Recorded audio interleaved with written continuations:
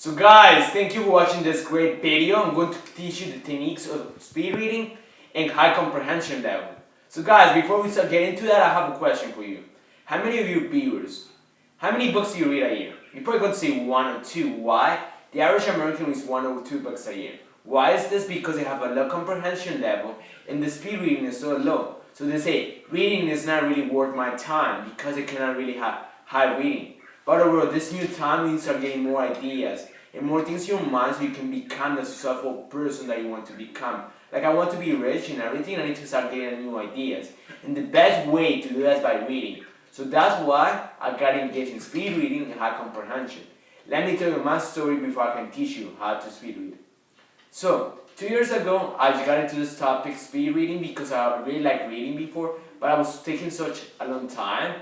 A book can take me like 10 hours, but super slow and it takes me too much effort and energy. So as I said, this has to be a better way. So I saw this course, I forgot the name of the course, but the course is read 90% faster with 80% comprehension level. And I said, what is this course about? So it taught me. Basically, you train your mind to read at a certain pace. So your mind becomes adjusted to that. Let's think this way. When you go to the gym and you lift weights, say you lift 5 pounds, which is not. Then you get 10 pounds. 10 pounds is a lot, but you start lifting 10 and 10. 10 becomes what you adjust it to. Same thing as reading. So you adjust it to reading 40 pages an hour. Let's say I'm going to read 100. At the beginning, you may not understand anything, but as time goes on and on and on, you practice more and more, you become to 100 pages easily. The same thing with 10 weights. So the best way to get from 40 to 100 is just I'm going to do 100 pages in an hour and see what happens. Your speed reading comprehension might be low, but as your brain and mind adjust to the speed reading, you become better, more proficient actually reading. So guys, let me tell you a fundamental technique of speed reading. It's called enclaves. For example, this is a book.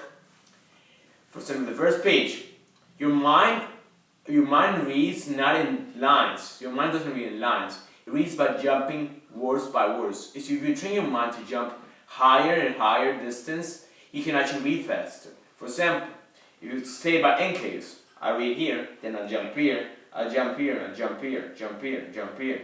Your mind will get used to that jumps and it will actually understand what the sentence is saying. So the more you practice enclaves, the faster and higher comprehension you will get.